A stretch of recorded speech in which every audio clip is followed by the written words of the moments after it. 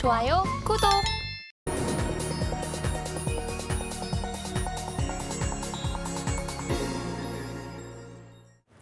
개인 투자자가 아닌 전문가는 장 시작 전 뉴스를 볼 때 어떤 부분에 초점을 맞출까요? 오늘 이분과 이야기 나눠보겠습니다. 진희 인베스트먼트 정선호 대표 모십니다. 어서 오세요. 네, 반갑습니다. 네, 정선호 대표와 함께하는 오늘의 일면 화면을 통해서 만나보겠습니다. 오늘의 헤드라인, 맥신 테마주 급락, 테마주 주기가 짧아졌다라는 걸 헤드라인으로 가지고 와주셨는데요. 여기 헤드라인에 적혀 있다시피 지금 굉장히 혼란스러워요. 너무 빠르게 변화하고 있기 때문에 어떤 부분에 조금 헤드라인을 풀어주실까요? 일단은 지금 맥신이라는 이 테마주를 매매하신 분들이 굉장히 불안해하실 수밖에 없습니다. 단 3거래일 만에 이제 하한가가 나온다든지 하락을 하는 등 그런 모습을 보여주다 보니까 사실상 이제 테마가 끝난 게 아닌가 이런 식으로 생각해 보실 수 있어요. 근데 이렇게 우리가 생각하는 이유가 뭐냐고 하면은 최근에 이제 초전도체라는 이슈가 있었죠. 초전도체라는 이 테마가 갑작스런 급락을 하게 되면서 이런 테마의 주기가 짧아졌다라고 생각할 수 있는데 사실상 초전도체와 이 맥신이라는 걸 놓고 봤을 때 정확하게 좀 다르다라고 말씀을 드리고 싶은 게 뭐냐고 하면은 초전도체 같은 경우는 여러분들이 알다시피 이것이 상온에서 이제 할 수 있는 기술을 가지고 개발을 했다라고 하면서 상온 전도체에 대한 이것이 실체가 있다 없다라는 이야기를 가지고서 급등락을 계속해서 반복했습니다. 자, 그러다가 마지막에 결국에는 이거는 초전도체가 아니다라고 하면서 지금 급락을 하는 그런 모습을 보여주고 있는데 사실 이런 것을 봤을 때 이런 초전도체는 과거에도 제가 얘기했지만 약간 돈스코이유 그런 사태와 같은 해프닝이 아니었나 좀 생각을 해보고 있고요. 그러다 보니까 이제 초전도체는 테마로 보기 어렵고 그냥 갑작스런 해프닝 이렇게 보셔야 되는 거고 맥신 같은 경우는 정확하게 초전도체와는 다르다고 말씀드릴 수 있는 게 뭐냐.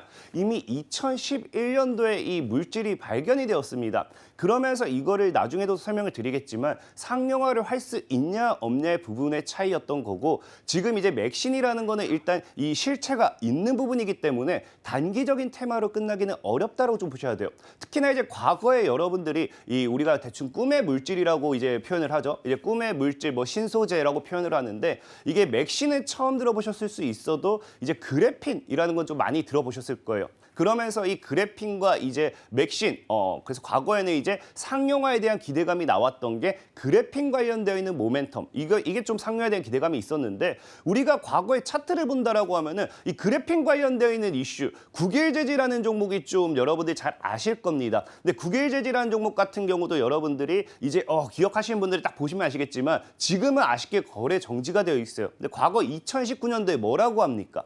상용화 연구 개발 매진. 그러면서 국일재지 주가 날갯짓 언제까지라고 하는데 저 당시에 그래핀이라는 모멘텀을 가지고서 국일재지라는 종목은 저가 대비 10배 가까이 상승하는 그런 파동을 보여줬어요.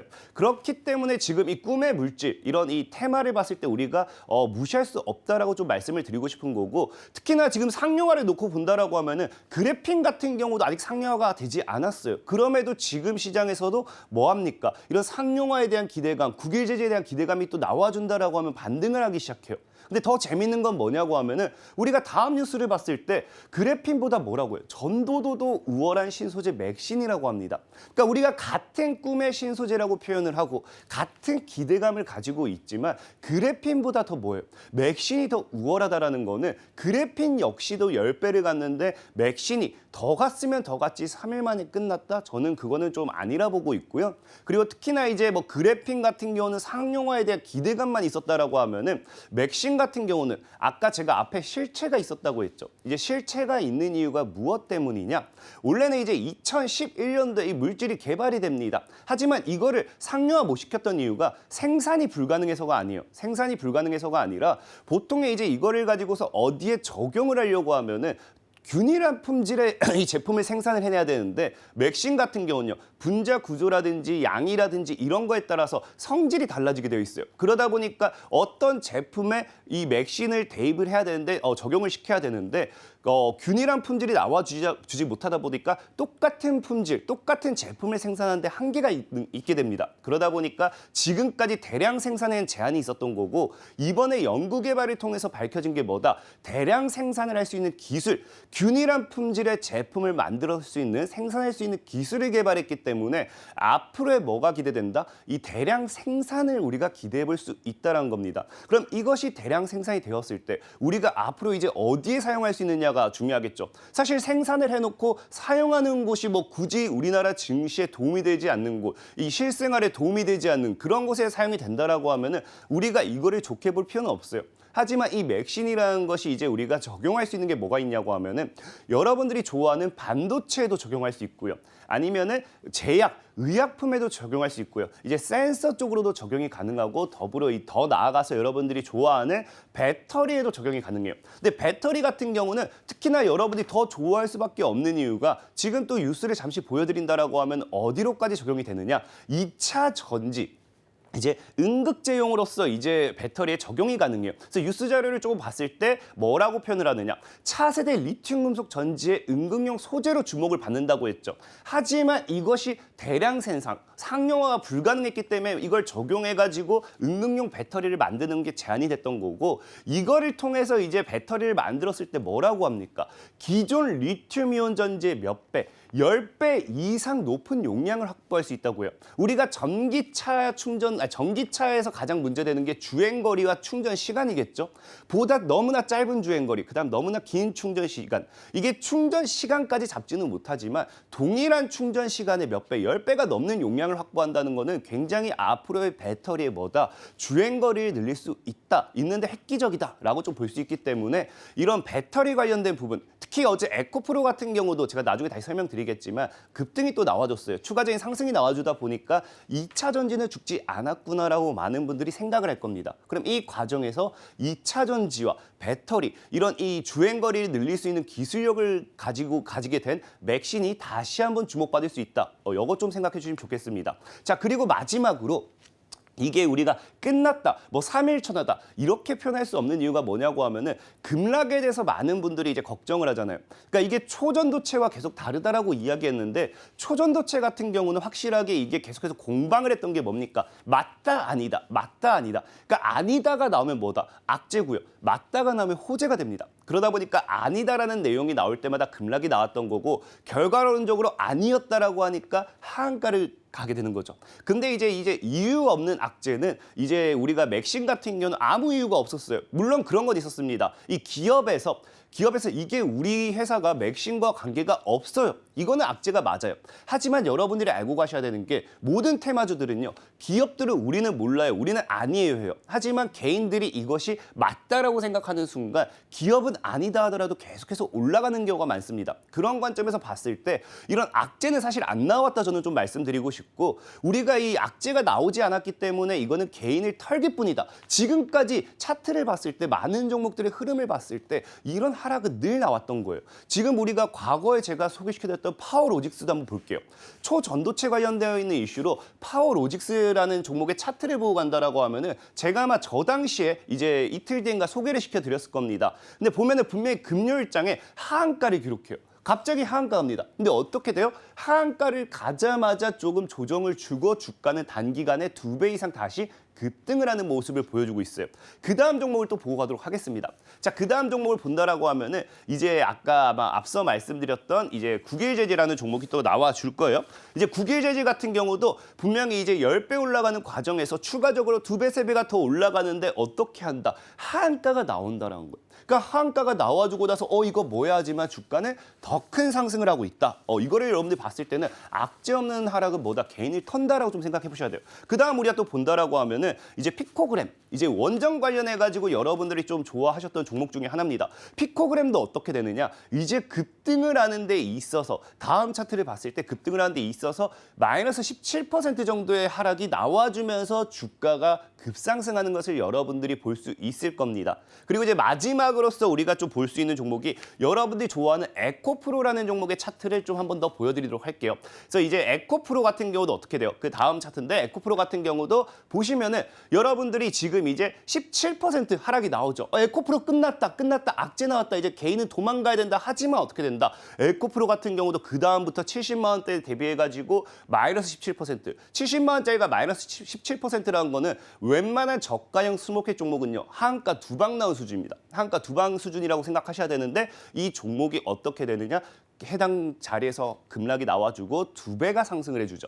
이처럼 우리가 주식에서는 무조건 하락을 했기 때문에 끝났다라고 말을 할 수는 없어요. 정말 악재가 나온 게 아닌 이상은 테마가 끝났다라고 표현을 할 수도 없을 뿐더러 제가 보는 관점에서는 맥신이라는 종목은 아직 테마적으로 봤을 때, 차트적으로 봤을 때 물량을 소화하는 정도의 하락이었을 뿐 더 큰 하락이 나오지 않았기 때문에 지금 자리에선 여러분들이 오히려 빠질 때 주워가도 여러분들이 장기적으로 봤을 때는 어차피 우리가 상용화가 된다고 하잖아요. 이 상용화 과정에서 이제 주가는 계속해서 반복하면서 올라갈 수밖에 없습니다. 지금보다는 더 싸질 수 없다라고 생각하기 때문에 저는 저가 매수의 기회로 노려도 괜찮겠다.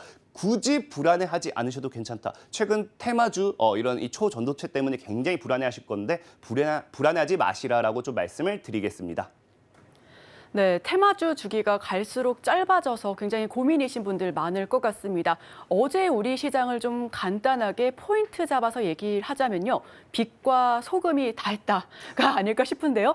빛은 갑작스럽게 네가 왜 이렇게 오르지 했었던 신성 델타테크, 소금은 인산가 이렇게 두 가지 종목 상한가에 진입했습니다. 굉장히 테마별로도 주기가 점점 더 짧아지고 급등락도 굉장히 반복하고 있는 만큼 우리 포인트들 잘 잡아봐야겠습니다.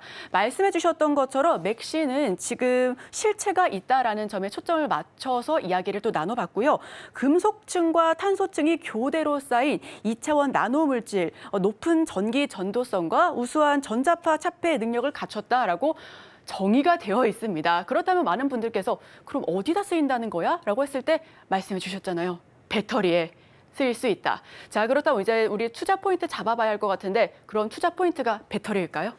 맞습니다. 또 배터리로 또 이게 아이러니하게 연결이 돼요. 제가 이제 뭐 방송을 할 때마다 자꾸 뭐 기승전 배터리가 되는 것 같은데 이게 사실은 아까 앞서 말씀드린 내용 그대로입니다. 우리가 이제 이 배터리를 눈여겨봐야 되는 게 뭐냐고 하면은 맥신이라는 것이 기존에는 상용화가 되지 못했다라고 했잖아요. 근데 이제 이게 이 대량 생산할 수 있는 이 품질, 똑같은 품질로 대량 생산할 수 있는 기술이 개발이 되면서 앞으로 상용화가 된다라고 하면은 우리가 늘 말하지만 2차 전지 배터리의 문제점들이 계속해서 제기가 되고 있어요.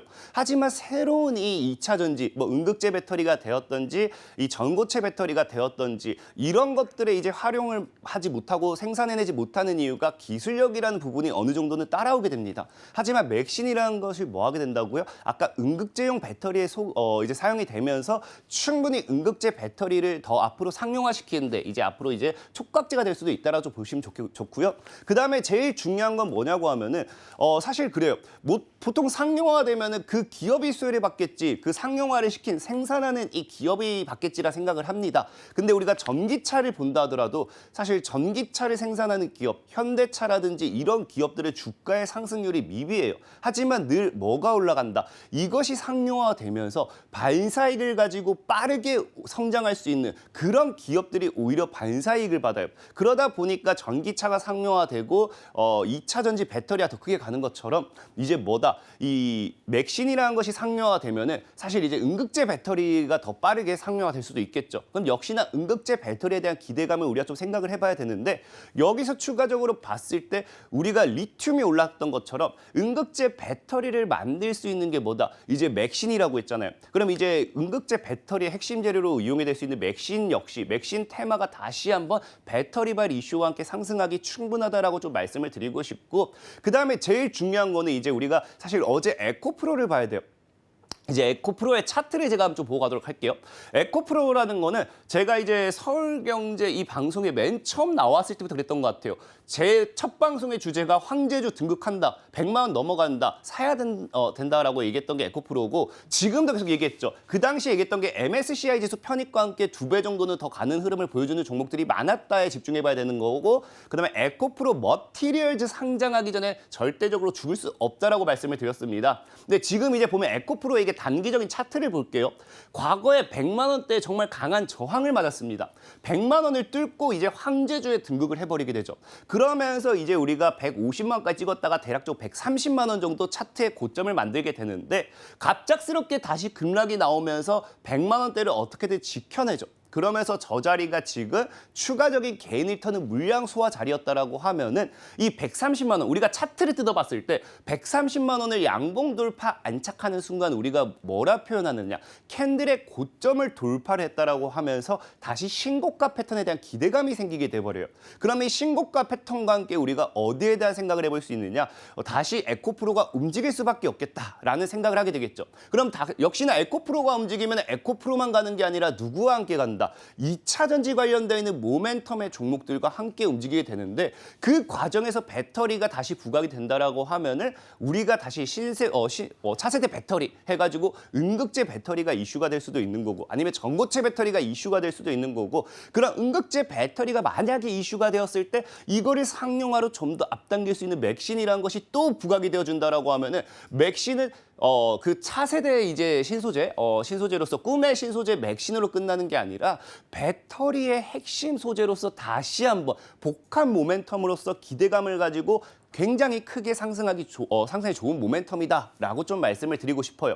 그리고 제일 마지막으로 이제 배터리를 또 봐야 되는 이유가 뭐냐? 맥신과 함께 배터리가 또 움직일 수 있는 이유가 뭐냐? 지금 최근에 이제 에코프로와 함께 여러분들이 뉴스를 보시면 아시겠지만 계속해서 기업들이 뭐 하고 있습니까? 배터리의 충전 시간을 줄이기 위해서 그다음에 배터리의 주행 거리를 늘리기 위해서 목숨 걸고 투자하고 있어요. 이 두 가지를 잡아야지만 실질적으로 뭐가 될 수 있다. 전기차 시장의 대장이 될 수 있고 황제가 될 수 있기 때문에 그런 과정에서 기업들이 지속적인 투자가 들어오고 있는데 제가 아까 앞서도 말씀드린 게 뭐죠? 사실 충전 시간을 잡기는 어렵지만 이 배터리의 용량을 늘려주는 게 맥신이라고 분명히 말씀을 드렸죠. 그러다 보니까 이 맥신이라는 기술력과 함께 다시 기업들의 이 배터리 시장, 이 충전 시장, 주행거리를 늘리기 위한 투자 이런 모멘텀이 복합적으로 들어와 주게 된다라고 하면은 맥신 관련 수혜주들은 제가 봤을 때 맥신에서 끝나는 게 아니라 꿈의 배터리 신소재로 해가지고 맥신 관련 수혜주들 정말 그래핀이 아까 10배 같다 했잖아요.